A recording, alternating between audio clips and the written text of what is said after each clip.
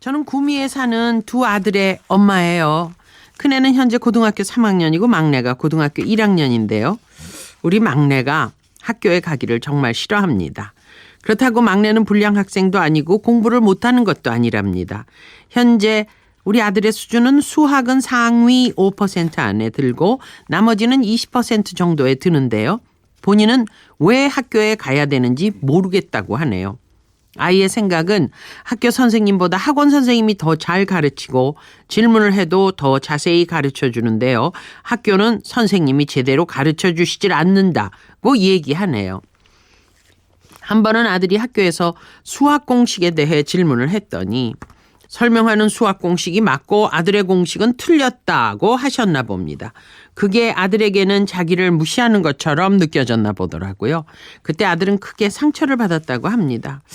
원래 체력이 좀 약해서 자주 아프곤 했는데요. 고등학교 들어가 야간 자율학습을 하니 아이가 많이 힘들어 하더군요. 본인이 야간 자율학습을 안 했으면 좋겠다고 하길래 지금은 자율학습도 안 하고 있는 상태예요. 그런데 이게 잘못되었나 봐요. 야간 자율학습을 안 하니 소위 조금 노는 아이들과 자주 어울리게 됐는데요.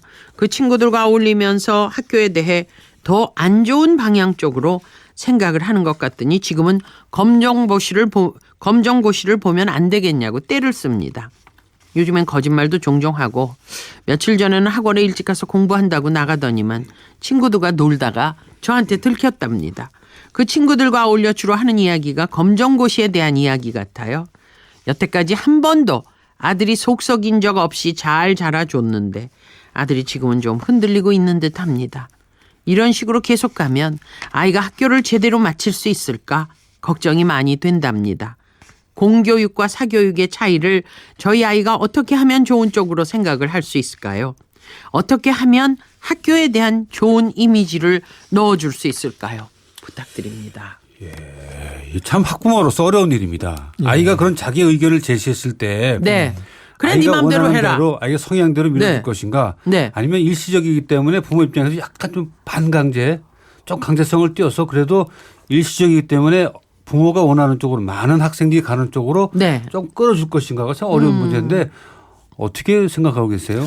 우선 이제 1단계는 아이가 그냥 일시적인 감정일 수 있잖아요. 이런 감정이 일시적인 감정이 있으니까 내가 보기에는 학교 다니는 게 더 낫다고 생각한다. 그게 내 그동안의 삶의 경험으로 볼 땐 필요하다고 생각해서 너가 좀 더 고민해봐라. 하지만 난 학교 다녔으면 좋겠다고 우선은 그냥 길게 복잡하게 얘기할 거 없이 부모의 의견을 밝히고 좀 유지를 해보는 게 필요합니다. 처음에는. 그렇죠. 근데 이 얘기를 뭐 한 달, 두 달 돼도 이렇게 계속 반복하고 심지어는 한 6개월까지도 애가 지속되면서 오히려 그 감정이 더 올라가기 시작하면 그때는 이제 진지하게 받아들여야 돼요. 받아들인다는 게 아이의 의견을 그대로 수용한다는 것이 아니라 열어두고 보자는 거죠. 이것도 하나의 선택이다. 난 너의 선택도 존중하니까 과연 어느 게 장단점인지 좀 더 자세히 알아보자.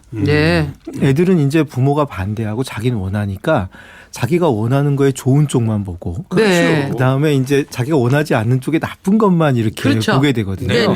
그건 이제 균형 잡힌 시선이 아니니까 이제 부모가 난 이제 어느 쪽도 괜찮다고 생각한다. 어느 쪽에도 길이 있는데 그 길을 정확히 알고 선택하지 않으면 막상 그 길에 가서 더 후회할 수가 있다. 그러니까 이제는 잘 알아보고 선택하자고 하고 학교에 계속 다닐 때의 장단점, 또 다니지 않을 때의 장단점을 요즘은 이제 인터넷도 있으니까 많이 찾아볼 수도 있고 또 검정고시 하는 친구들 학교 중간에 그만둔 친구들이 또 올린 수기나 이야기들이 또 많이 있어요. 보면 그걸 이렇게 찾아보면서 학교를 안 다니면 어떤 부분이 힘들고 어떤 부분이 좋은지를 같이 충분히 자료를 놓고 서로 대화를 해봐야죠. 그렇죠.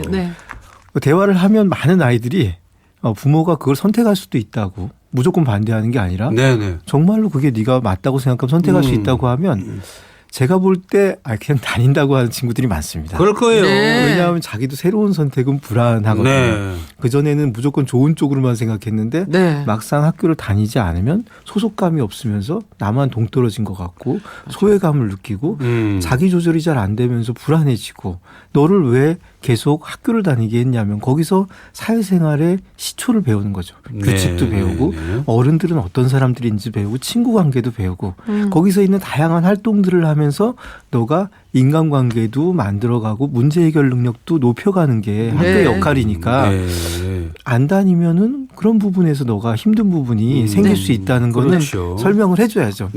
대부분 그러면 아이들이 생각을 달리하는데 그렇군요. 우리나라 학교가 가진 근본적인 문제를 인정해 줘야 돼요.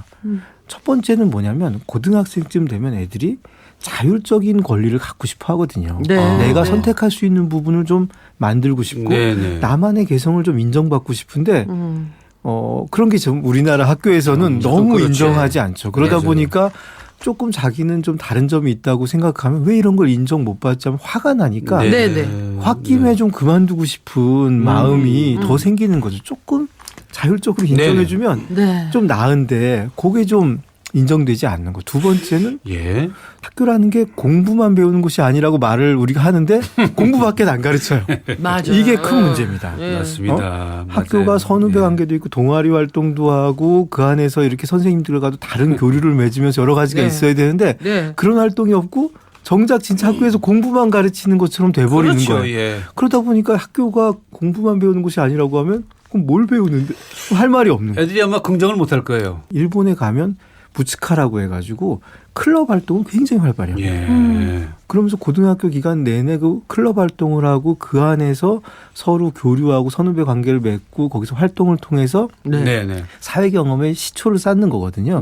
그런 거를 안 하는 애들이 별로 없어요. 근데 우리나라는 그런 게 있는 학교가 또 많지 않습니다. 맞습니다. 그런 게 있다면 애들이 학교 그만둘 생각 안 하죠. 그럴 수 있죠. 왜냐하면 그 재밌고 거기서 뭘 해야 되니까. 그리고 거기서 그 재미로 사는 거죠. 그렇죠. 그 재미로 살죠. 거기서 진짜. 공부도 조금 하는 거고. 근데 이제 그런 것들을 다 배제하고 학교가 공부하는 것만으로 하면 정말 우리가 애한테 학교 계속 다녀라. 이런 말 하기가 어렵습니다. 그러네요.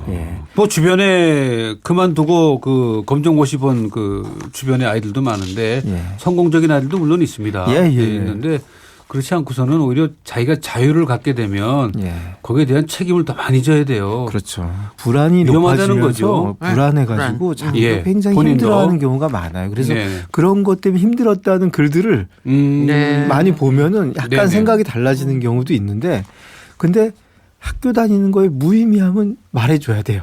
그 인정해줘야 돼요, 부모가. 학교가 사실 이런 면이 있어야 되는데 없으니까 네가 힘든 거지 하고 우선 애 입장을 이해해주면서 얘기를 시작해야 되는데 원래 다 그런 거지 이렇게 밀어붙이면 세상이 싫어지고 어른들이 싫어지고 하면서 더 부모하고 대화가 안 되고 그냥 자기 마음대로 나가고 싶은 생각만 강화될 수 있습니다. 아이의 입장에서 대화를 시도해야 대화 협상 자리에 아이가 앉아 있지. 그 다른 선생님 얘기하듯이 딴 애들 다 잘하는데 왜 너만 그래? 그렇죠. 이러면 튀어나갑니다. 그렇죠. 대화만 잘 유지하면 어떤 선택을 하더라도 아이가 충분히 고민하고 선택한 거라면 아이가 얼마든지 잘 될 수 있다고 생각해요. 고맙습니다.